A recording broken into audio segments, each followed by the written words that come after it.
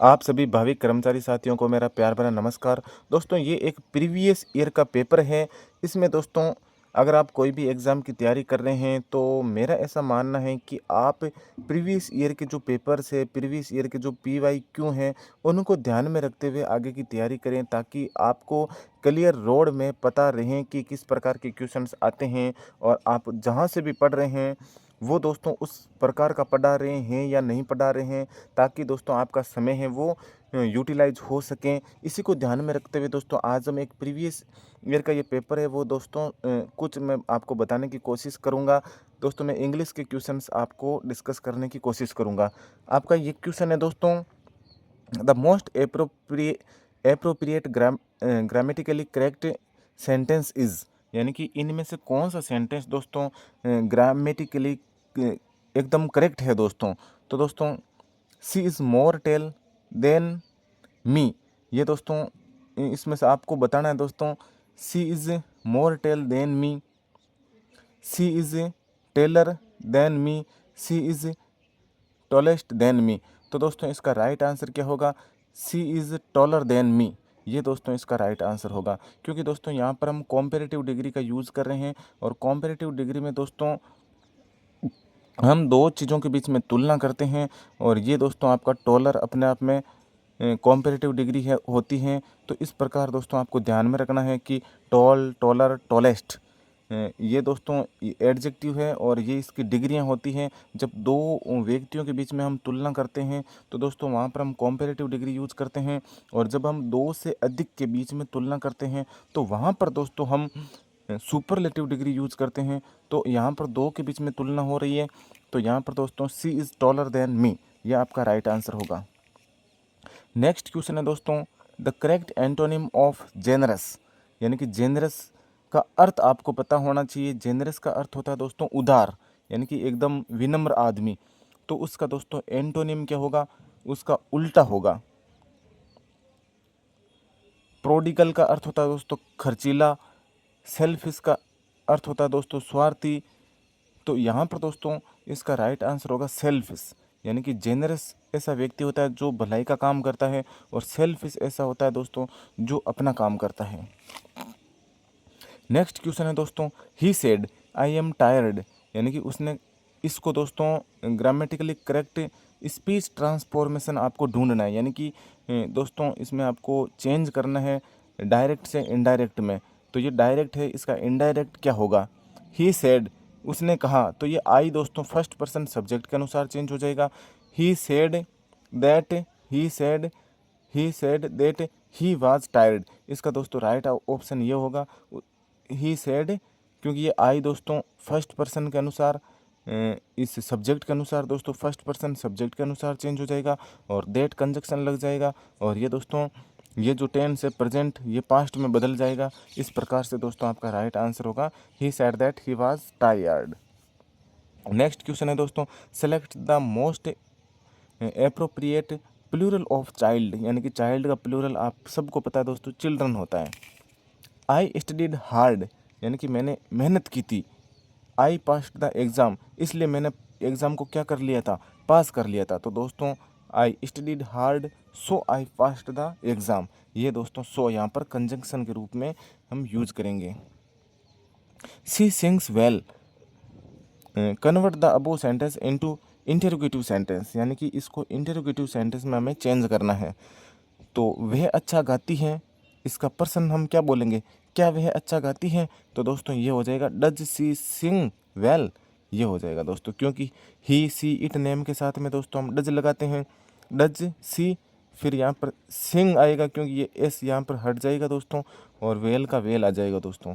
तो इस प्रकार दोस्तों ये अपने आप में इंटरोगेटिव सेंटेंस बन गया। नेक्स्ट क्वेश्चन है दोस्तों, giving fill the blank with correct prefix, यानी कि कौन सा दोस्तों हम प्रीफिक्स यूज़ करें जो एक मतलब नया मीनिंग उत्पन्न कर दे। तो इसका होगा दोस्तों गिविंग का हो जाएगा मिस गिविंग, गिविंग का हो जाएगा दोस्तों मिस गिविंग, क्योंकि दोस्तों मिस गिविंग, हिस गिविंग, डिस गिविंग कुछ नहीं होता है, लेकिन मिस गिविंग होता है। A short message displayed publicly by an institution is called, मतलब एक ऐसा कोई भी मान लो कोई इंस्टीट्यूशन है, उसके बाहर दोस्तों कोई भी सूचना देने के लिए हम सूचना देने के लिए दोस्तों जिस चीज़ का हम यूज़ करते हैं वो होता है दोस्तों नोटिस। यानी कि हम नोटिस बोर्ड पर दोस्तों नोटिस को चस्पा करते हैं। एन एंटोनिम ऑफ अर्ली, यानी कि अर्ली का एंटोनिम क्या होगा? अर्ली यानी जल्दी, और लेट यानी लेट। ये दोस्तों इतने हो गए क्वेश्चन। इनमें से दोस्तों आप हिंदी के भी क्वेश्चन कर सकते हैं। अब दोस्तों नेक्स्ट क्वेश्चन देखते हैं। आपका दोस्तों नेक्स्ट क्वेश्चन है राम कल दिल्ली जाएगा, तो इसको इंग्लिश में ट्रांसलेट करना है। तो दोस्तों टेंस का क्वेश्चन है, ये है फ्यूचर टेंस है दोस्तों। Ram will go to Delhi tomorrow, तो इसका दोस्तों राइट आंसर ये होगा, Ram will go to Delhi tomorrow. Tomorrow का मतलब कल। नेक्स्ट क्वेश्चन है दोस्तों, what a beautiful flower it is, यानी कि ये सेंटेंस है दोस्तों। इस सेंटेंस को select the most appropriate option which changes the above sentence into an assertive sentence. यानी कि ये दोस्तों एक्सक्लेमेटरी सेंटेंस है, इसको आप असर्टिव सेंटेंस में चेंज करना है। तो दोस्तों ये कहना चाहता है कि ये दोस्तों एक्सक्लेमेटरी सेंटेंस है, ये बोल रहा है कि कितना मतलब सुंदर फूल है। ये पर्सन नहीं पूछ रहा है। हमें लगता है कि वोट का मतलब पर्सन पूछना होता है, लेकिन दोस्तों यहाँ पर ये पर्सन नहीं पूछ रहा है। ये किसी चीज़ की मतलब जो क्वालिटी है उसके बारे में बता रहा है कि ये कितना मतलब सुंदर है। तो इसका मतलब है कि फूल है वो बहुत ज़्यादा सुंदर है। तो और ये टेंस है दोस्तों इज वाला प्रेजेंट। तो it is a very beautiful flower, it is a very beautiful flower, यही दोस्तों इसका राइट आंसर होगा। अब हम दोस्तों नेक्स्ट क्वेश्चन की तरफ बढ़ते हैं। यह आपका नेक्स्ट क्वेश्चन है, the teacher sad students must obey the rules, यानी कि टीचर ने कहा कि स्टूडेंट को रूल्स को ओबे करना चाहिए, उनका पालन करना चाहिए। इसको दोस्तों ट्रांसफॉर्म करना है इनडायरेक्ट स्पीच में। तो दोस्तों द टीचर सैड ये आ जाएगा, फिर देट आएगा, फिर स्टूडेंट आएगा, फिर दोस्तों मॉडल है यहाँ पर मस्ट। तो दोस्तों मैं बताता हूँ कि इनमें से कौन सा सही होगा। मॉडल के बाद में दोस्तों हमेशा वर्ब की फर्स्ट फॉर्म यूज करनी होती है। The teacher said that the students must obey the rules. तो दोस्तों मेरे अकॉर्डिंग ये दोस्तों आपका राइट आंसर होगा। The teacher said that the students must obey the rules. The teacher said यहाँ पर देट नहीं लगाया, द टीचर सेड यहाँ पर भी देट नहीं लगाया। The teacher said that students had to obeyed, क्योंकि दोस्तों ये हेड टू है, इसके बाद में दोस्तों वर्ब की फर्स्ट फॉर्म आनी चाहिए, लेकिन यहाँ पर दोस्तों सेकंड फॉर्म या थर्ड फॉर्म इसने लिखी है, इसलिए दोस्तों ये गलत है। अगर दोस्तों यहाँ पर फर्स्ट फॉर्म होती तो ये भी दोस्तों सही हो जाता। तो ये दोस्तों इसका राइट आंसर होगा, क्योंकि मॉडल वर्ब्स के बाद में दोस्तों हमेशा वर्ब की बेस फॉर्म हम यूज करते हैं। नेक्स्ट क्वेश्चन है, ही इज़ अफ्रेड। अफ्रेड के बाद में दोस्तों हमेशा ऑफ आता है। He is afraid of dogs, उसे कुत्तों से डर लगता है ना, उसे कुत्तों से डर लगता है। देयर आर, फिर दोस्तों स्टूडेंट्स, यानी कि स्टूडेंट्स दोस्तों काउंटेबल नाउन है। तो काउंटेबल नाउन के लिए दोस्तों हम यूज करते हैं फ्यू का, मच, लिटल, लिटल। इनका प्रयोग दोस्तों हम अनकाउंटेबल नाउन के लिए करते हैं। नेक्स्ट क्वेश्चन है, पीपल बिलीव, यानी कि लोग विश्वास करते हैं, ऐसा मानते हैं, that he is honest. The correct passive voice transformation, यानी कि इसको पैसिव में चेंज करना है, यानी कि लोग ऐसा मानते हैं कि वो ऑनेस्ट है।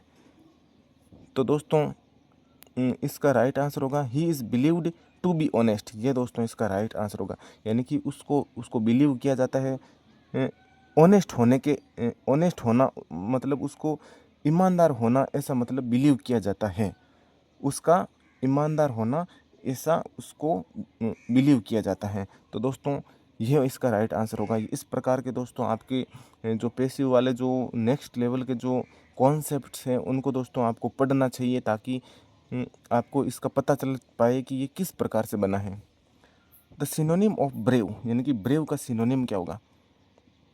तो ब्रेव का मतलब बहादुर होता है, और कावर्ड का मतलब तो कायर होता है, ग्लूटन का मतलब शायद जो ज़्यादा खाता है उसको बोलते हैं, और ओडेशियस का मतलब होता है दोस्तों एकदम दृष्ट, यानी कि ब्रेव का मतलब दोस्तों बहादुर होता है, तो कावर्ड का मतलब कायर। यही दोस्तों आपका राइट आंसर होगा, क्योंकि हमें दोस्तों अपोजिट वर्ड ढूंढना है। ब्रेव का अर्थ होता है बहादुर। 1 मिनट दोस्तों, यहाँ पर सिनोनिम हमें पता करना है। तो ब्रेव का मतलब बहादुर होता है और ओडेशियस का मतलब होगा, तो दोस्तों ये आपका राइट आंसर होगा, ओडेशियस। फिर दोस्तों आपको इनको मैच करना है। प्राध्यापक, यानी कि प्राध्यापक किसे बोलते हैं, संकाय किसे बोलते हैं, अनुबंध किसे बोलते हैं, शोध प्रबंध किसे बोलते हैं। तो डिसर्शन को शोध प्रबंध बोलते हैं, अनुबंध को कॉन्ट्रैक्ट बोलते हैं, फैकल्टी को दोस्तों संकाय बोलते हैं और लेक्चरर को दोस्तों प्राध्यापक बोलते हैं। The most correct synonym ancient. Ancient का मतलब होता है दोस्तों प्राचीन, तो दोस्तों इसका सिनोनिम क्या होगा, आर्किक। आर्किक का मतलब भी दोस्तों क्या होता है, प्राचीन होता है। तो इस प्रकार के दोस्तों वर्ड्स आपको बहुत ज़्यादा याद करने हैं, क्योंकि दोस्तों मेरे से भी गलत हो जाते हैं, इनमें कन्फ्यूज ज़्यादा होता है, तो आपको इन चीज़ों पर भी बहुत ज़्यादा फोकस करना है। Rita clean the room, the correct passive voice, यानी कि इसका पैसिव वॉइस क्या होगा, रीता रूम को साफ करती है, या रीता ने रूम को साफ किया था, या रूम रीता के द्वारा साफ किया गया था। तो दोस्तों इसका राइट आंसर होगा the room was cleaned by Rita. Option number A दोस्तों इसका राइट आंसर होगा, यानी कि ऑब्जेक्ट बन जाएगा सब्जेक्ट, नई एक हेल्पिंग वर्ब आएगी, फिर इसकी थर्ड फॉर्म आएगी, फिर बाय प्रीपोजिशन आ गया, और फिर ये दोस्तों रीता यहाँ पर ऑब्जेक्ट बन गई। फिर नेक्स्ट क्वेश्चन है दोस्तों, select the most appropriate sentence which correctly uses the past tense. मतलब ऐसा कौन सा सेंटेंस है जिसमें पास्ट टेंस का हम यूज़ किया है हमने। तो he went to the market yesterday, ये दोस्तों पास्ट टेंस में हो गया, क्योंकि यहाँ पर वर्ब की सेकंड फॉर्म आई है, और सेकंड फॉर्म पास्ट सिंपल का एफर्मेटिव में आती है। फिर है दोस्तों of the information was useful. तो दोस्तों ये इंफॉर्मेशन है जो कि अनकाउंटेबल नाउन है, तो यहाँ पर मच ऑफ द इंफॉर्मेशन, ये दोस्तों इसका राइट आंसर होगा, much of the information was useful. तो दोस्तों आशा करता हूँ कि ये चीज़ें आपको समझ में आई होगी। आपके कितने क्वेश्चंस दोस्तों राइट हुए आपको कमेंट बॉक्स में लिखना है, और अगर आप ऐसे ही चाहते हैं वीडियोस तो भी दोस्तों आप मेरे को बताना। आज के लिए इतना ही, धन्यवाद।